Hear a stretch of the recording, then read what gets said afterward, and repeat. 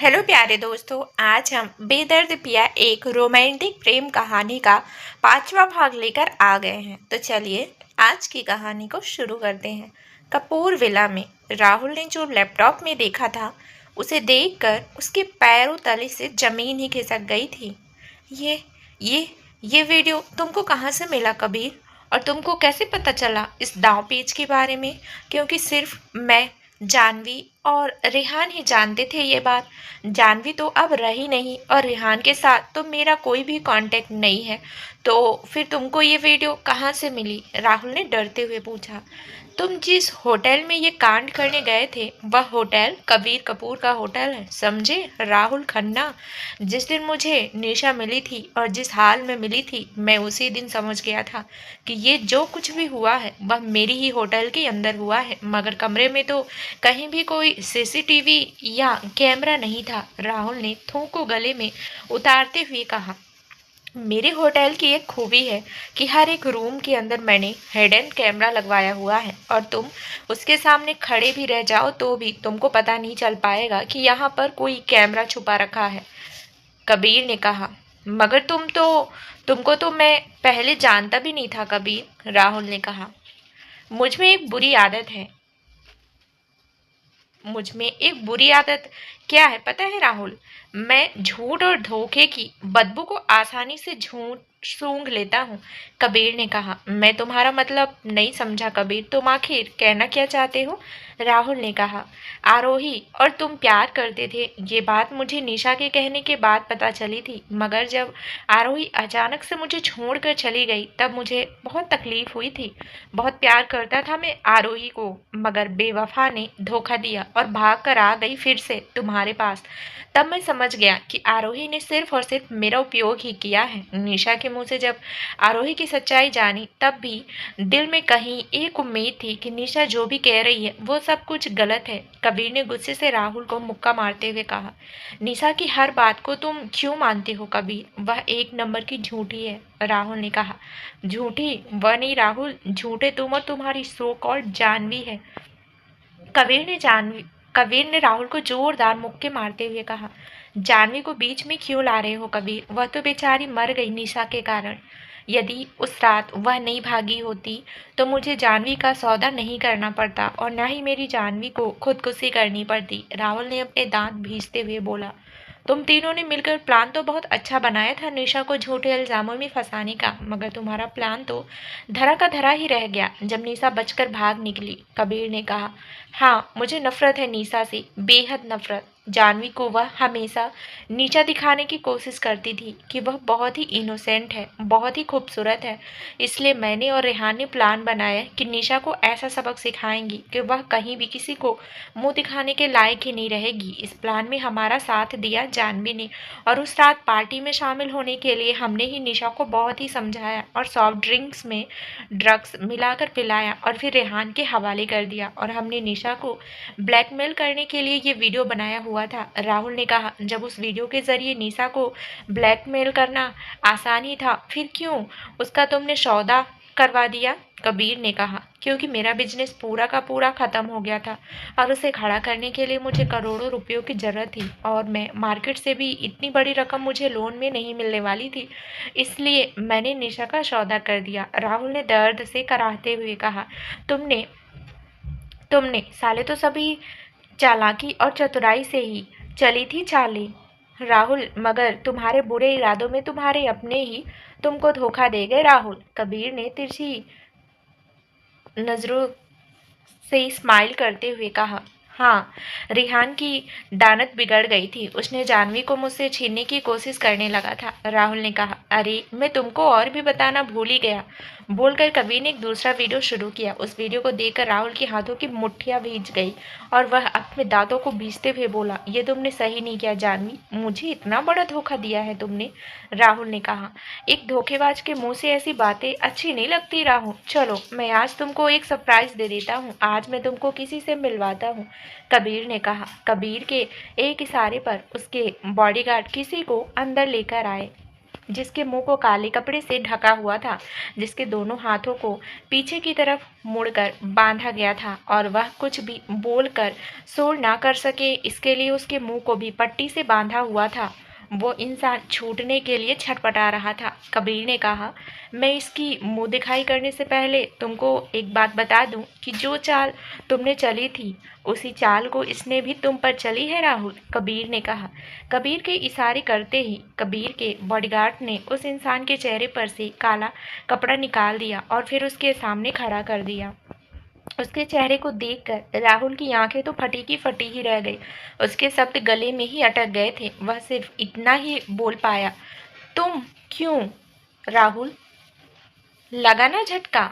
कबीर ने राहुल को देखते हुए कहा, अब तुम सोचोगे कि मुझे ये कहाँ से और कैसे मिल गई, तो चलो बता ही देता हूँ, बोलकर कबीर ने राहुल के सामने बैठते हुए कहा, तुमने धोखा दिया निशा को अपने फायदे के लिए, इसने तुमको धोखा दिया अपने फायदे के लिए।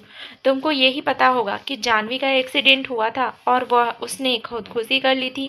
ये सच है कि इसने खुदकुशी की, मगर उसने खुद ने नहीं, बोलकर कबीर ने एक वीडियो प्ले किया जिसमें जानवी अपनी ही शक्ल से मिलती जुलती एक लड़की को जबरदस्ती ट्रक के सामने धक्का लगा देती है और उस लड़की का सिर पूरी तरह से कुचल गया था।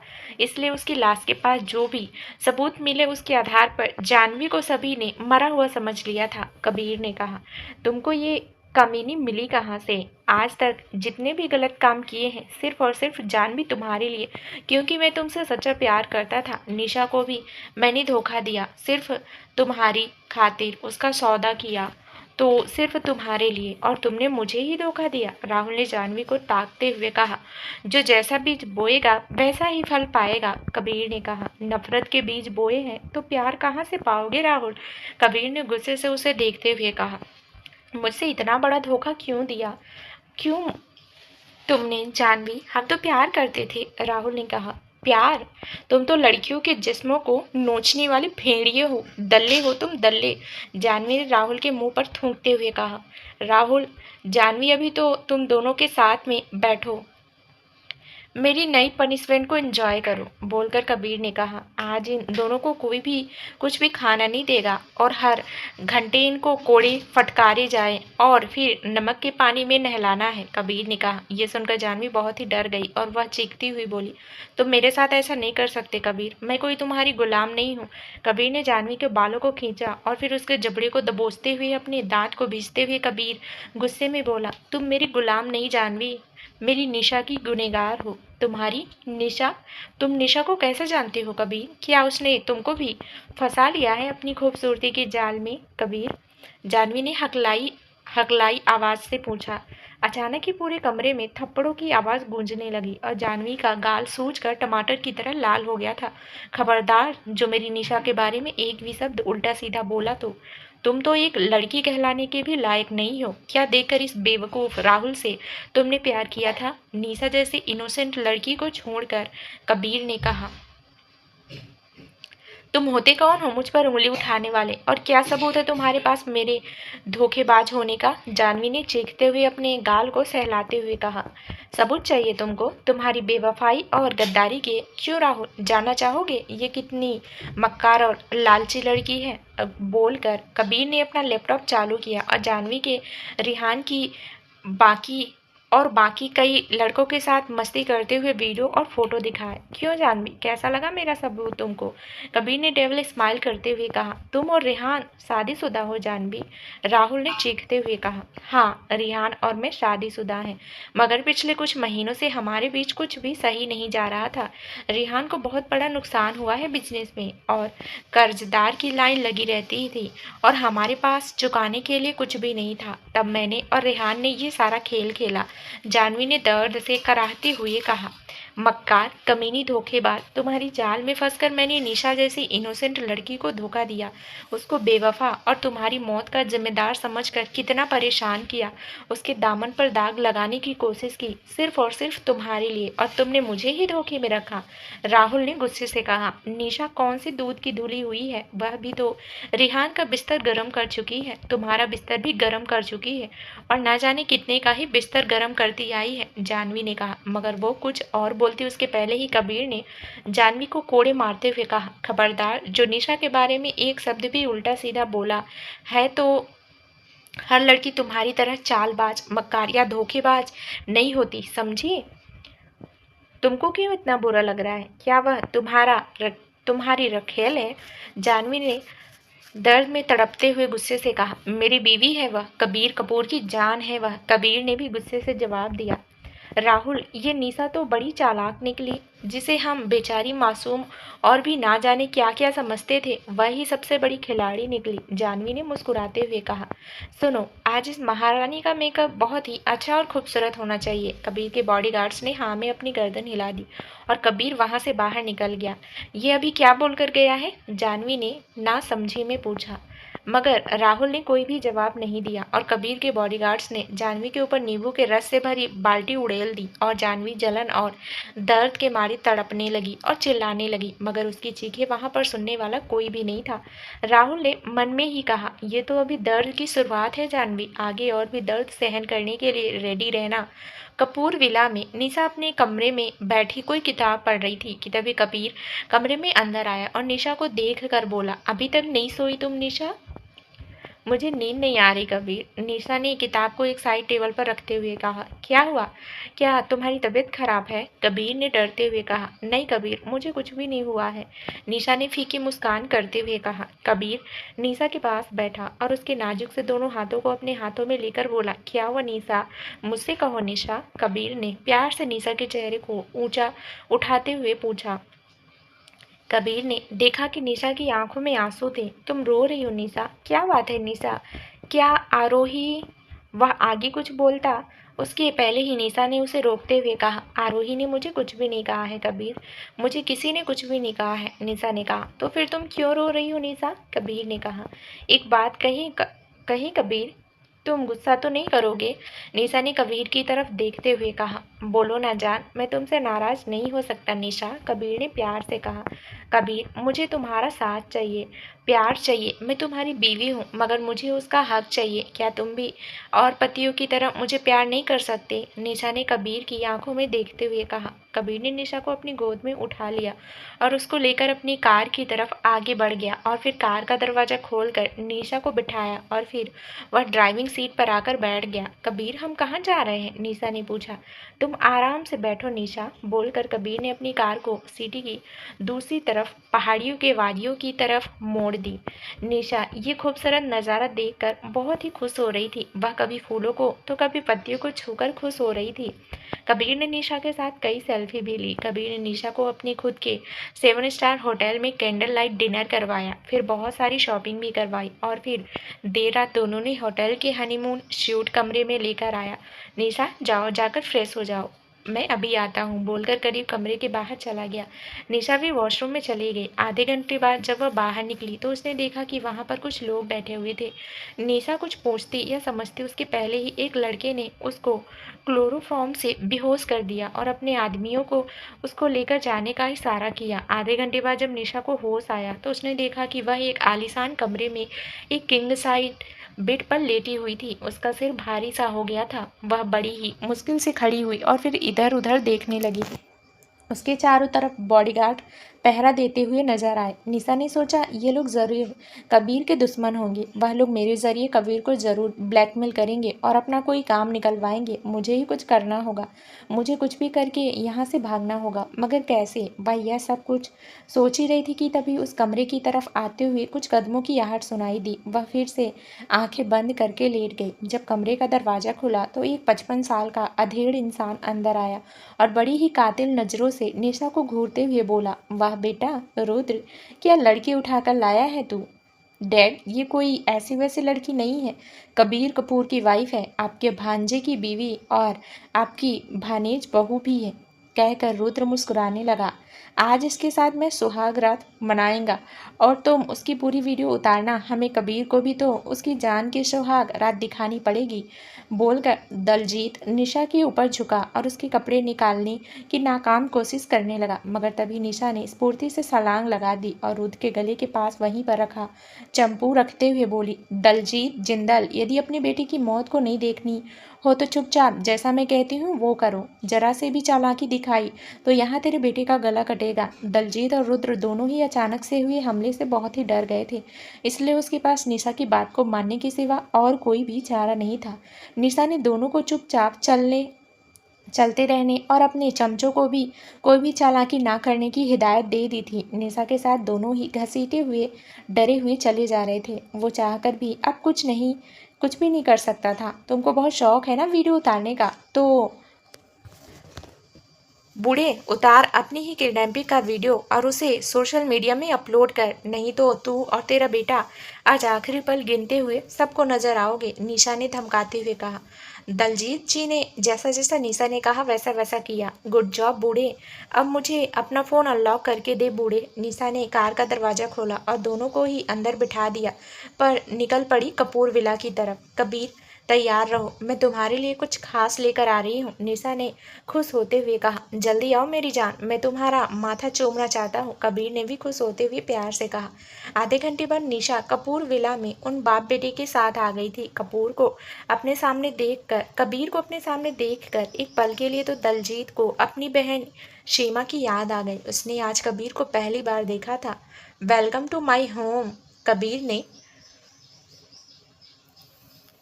टैकी बजाते हुए कहा, ताकि कबीर के बॉडीगार्ड वहां पर आए और उन बाप बेटे को पकड़कर टॉर्चर रूम में बंदी बनाने चले गए।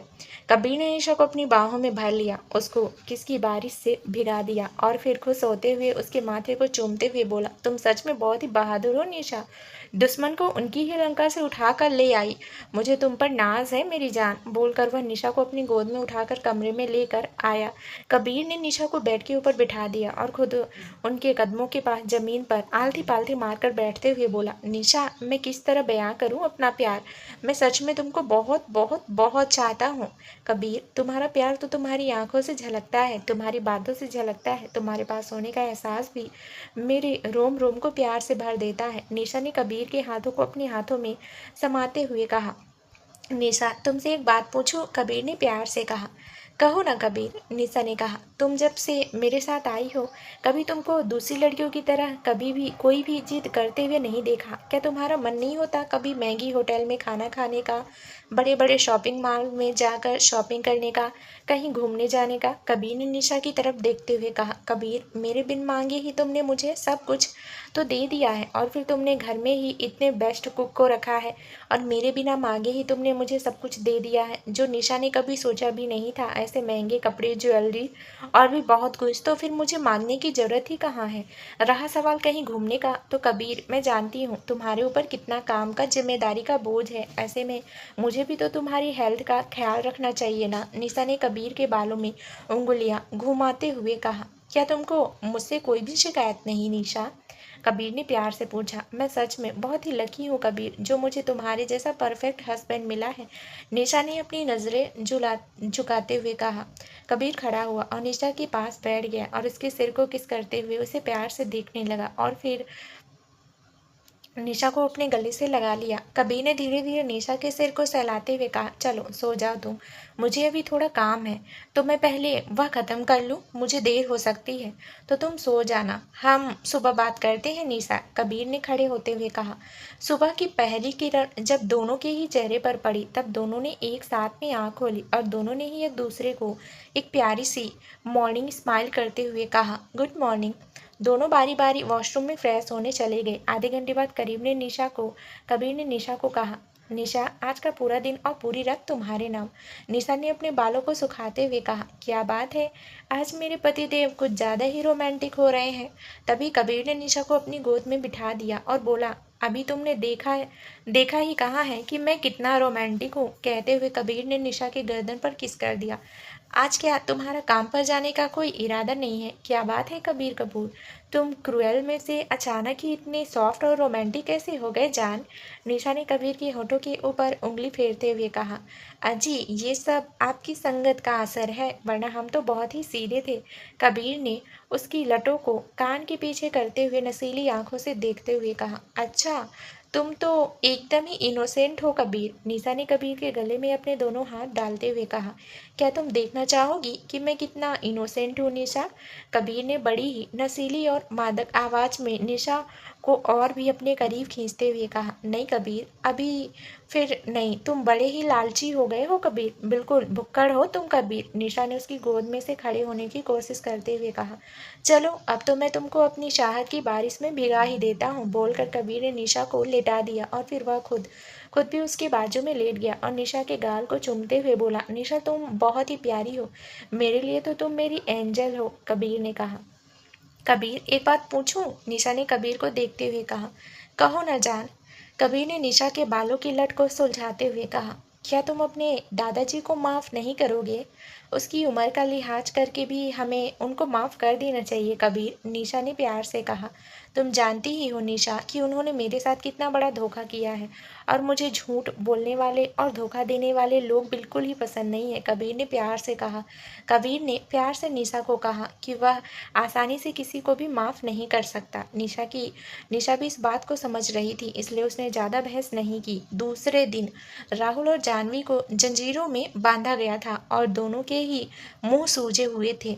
ये सारी मेरी ही गलती है जिसकी आज मैं सजा भुगत रहा हूँ, राहुल ने नम आंखों से कहा। तुम कहना क्या चाहते हो राहुल? जाह्नवी ने दर्द से कराते हुए कहा, तुमसे प्यार करने की भूल करके मैंने अपने ही पैरों के ऊपर कुल्हाड़ी मार ली है। निशा की सच्ची चाहत को ठुकरा कर मैंने बड़ी गलती कर दी है, राहुल ने कहा।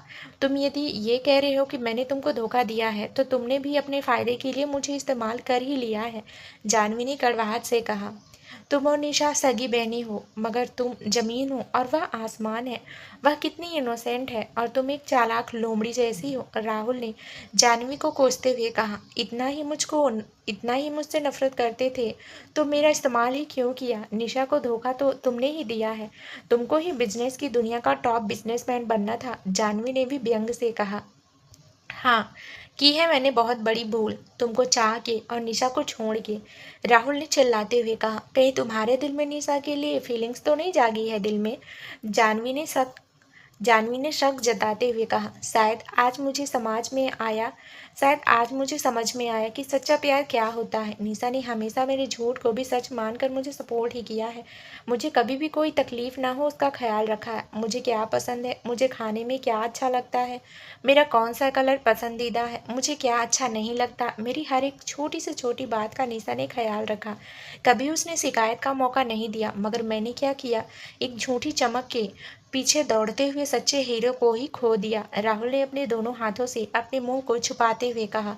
अब इन बातों का कोई मतलब नहीं, समझे तुम? जाह्नवी ने गुस्से से कहा। तुम कुछ भी हो, मगर मैं निशा को अपना बनाकर ही रहूंगा। निशा सिर्फ मेरी है, मैं उसे किसी और की होते नहीं देख सकता, राहुल ने अपने दांत को भींचते हुए कहा। तुमको क्या लगता है राहुल, निशा तुमको मिल जाएगी? क्या तुम तह से कभी बाहर निकल पाओगे? क्या इतना आसान है तुम्हारा यहाँ से निकलना? एक रौबदार और कड़क गुस्से भरी आवाज आई।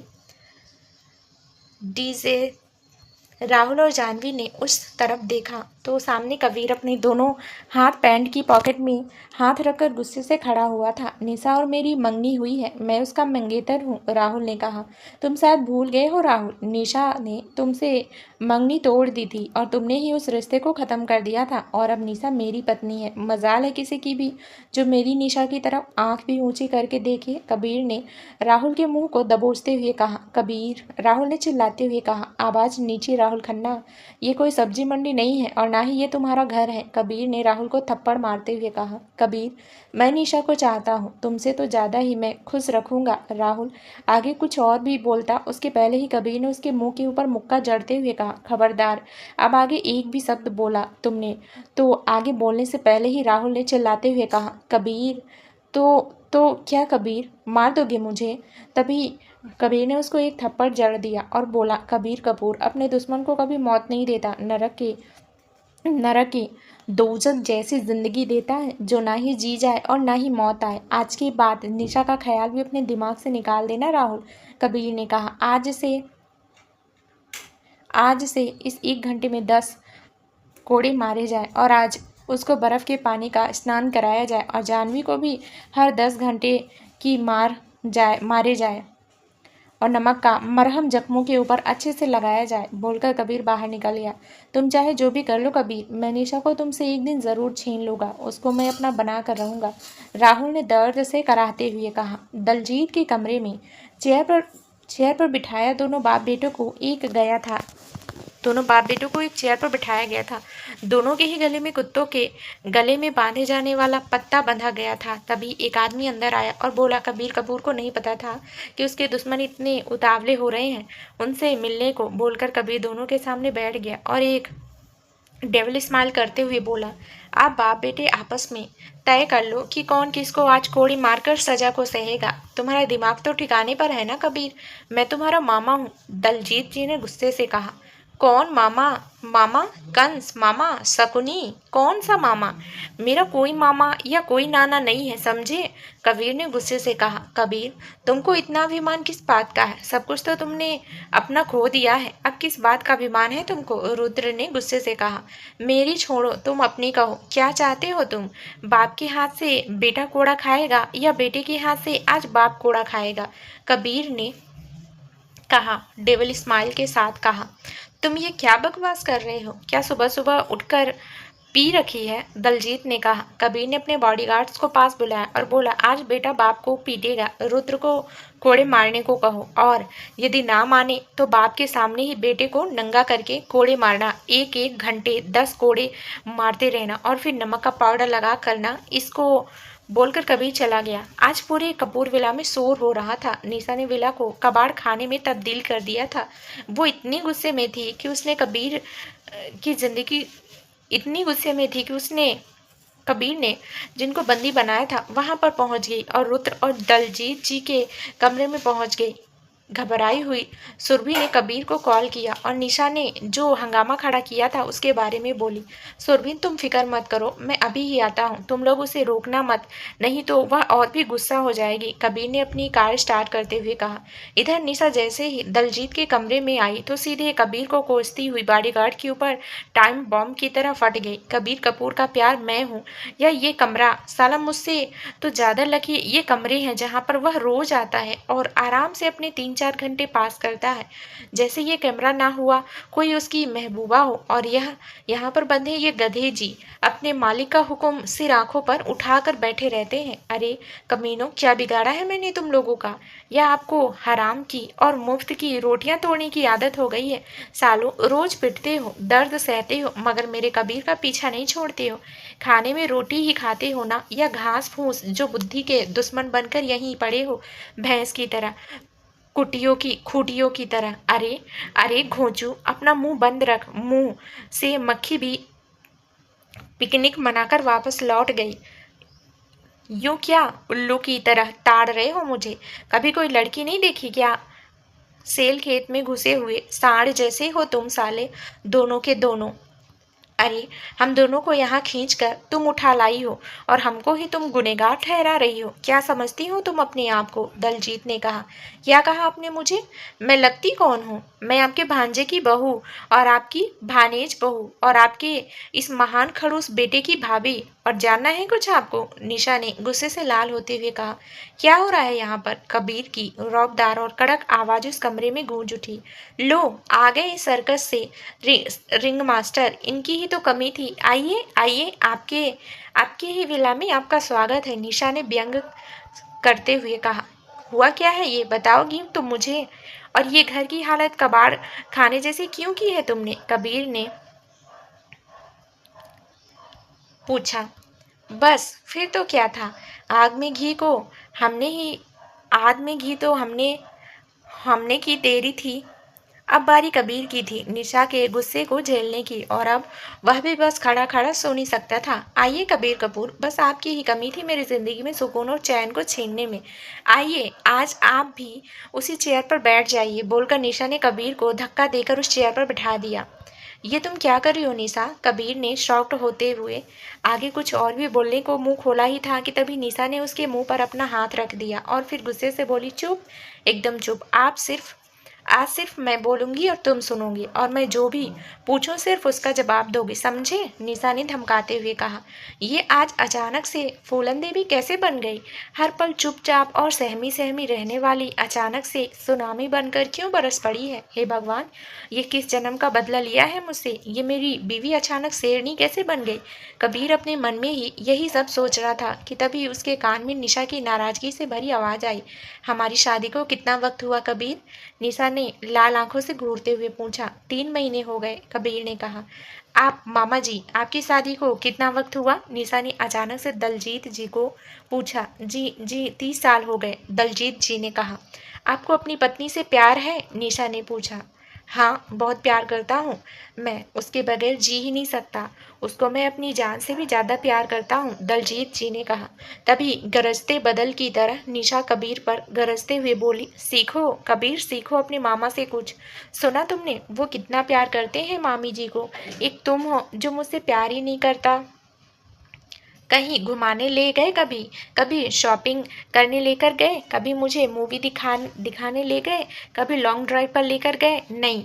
साले घर के बाहर 20 गाड़ियां खड़ी रहती है, मगर मुझको कभी उसमें बिठाकर कहीं पर लेकर गए तुम?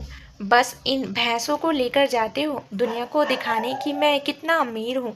कभी कोई भी गिफ्ट लेकर आए? कभी ये कहा कि चलो हम हनीमून पर चलते हैं? नहीं। कुछ भी पूछे तुम उसका जवाब सिर्फ ना में ही दोगे कबीर। ना कभी रोमांटिक होते हो, ना कभी प्यार करते हो। बस थक जाते हो तो कुंभकर्ण की तरह सो जाते हो। क्या तकदीर है मेरी? कबीर, यदि तुम मुझे प्यार करते हो तो मुझे उसका प्रूफ चाहिए।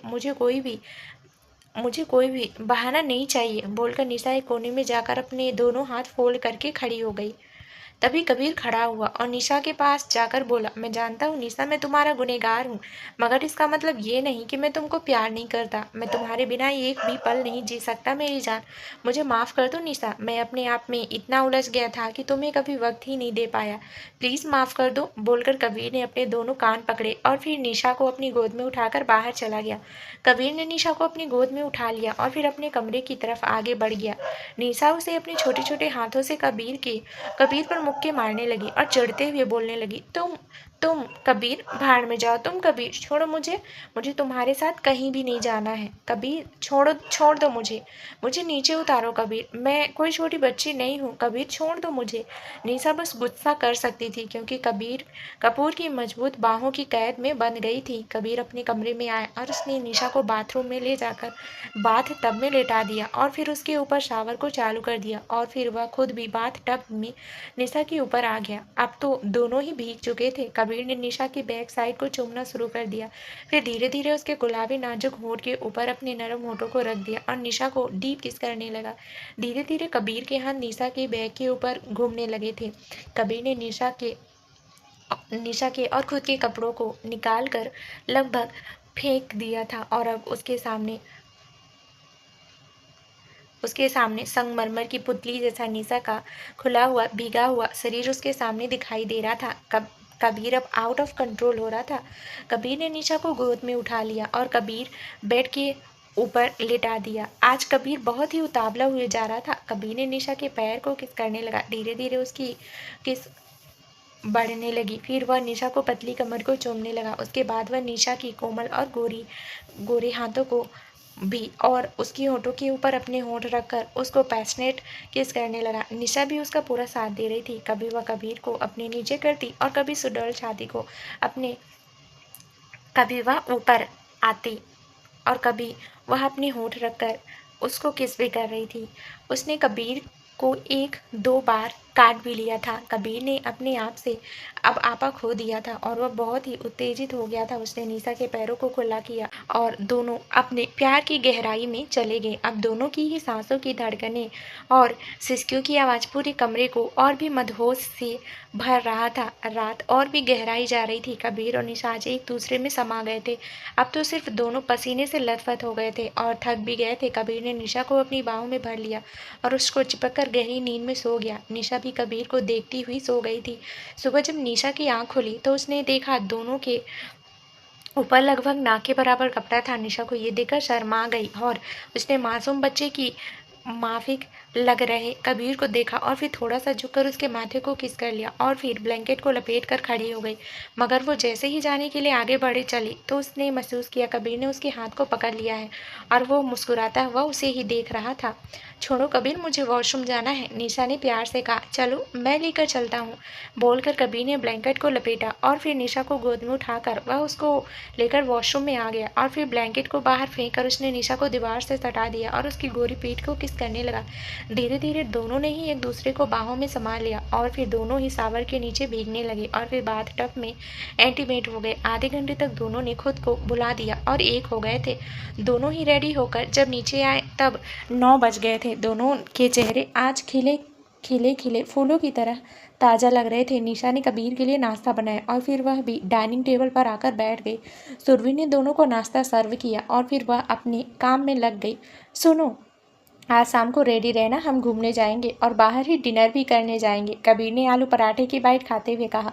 दोनों ने नाश्ता खत्म किया ही था तभी विवान वहां पर आया और कबीर को इशारे से वहां बुलाया। जब कबीर विवान के पास आया तो देखा उसके हाथ में एक हॉस्पिटल की फाइल थी और विवान के चेहरे पे फिक्र दिखाई दे रही थी। क्या हुआ विवान, क्या बात है, तुम आज कुछ अपसेट दिखाई दे रही हो, क्या कुछ हुआ है? विवान ने अपने हाथ में रखी फाइल कबीर को देते हुए दुखी आवाज़ में कहा। कबीर, तुमको जो भी करना है वो बहुत जल्द ही करना होगा क्योंकि उनके पास अब ज़्यादा टाइम नहीं है, विवान ने चिंता करते हुए कहा। विवान ने कबीर के हाथ में वो हॉस्पिटल की फाइल देते हुए कहा। कबीर, उसके पास अब ज़्यादा टाइम नहीं है, तुमको वह आखिरी बार मिलना चाहती है। अब 3 साल बाद उसको मुझसे क्यों मिलना है? अब हमारे बीच कोई भी रिश्ता नहीं है कबीर, उसे ब्लड कैंसर है, लास्ट स्टेज है, विवान ने कहा। ठीक है, मैं चलता हूँ, बोलकर कबीर विवान के साथ चला गया। हॉस्पिटल में वीआईपी वार्ड में एक 24 साल की लड़की अपनी ज़िंदगी के आखिरी दिन गिन रही थी। उसका खूबसूरत चेहरा बीमारी के चलते एकदम ही फीका पड़ गया था। उसकी आंखों से आंसू बह रहे थे। अपनी मौत को जैसे रोके हुए सिर्फ एक बार कबीर को मिलने की चाहत रखी थी। तभी विवान और कबीर अंदर आए और सामने रखी चेयर पर बैठ गए।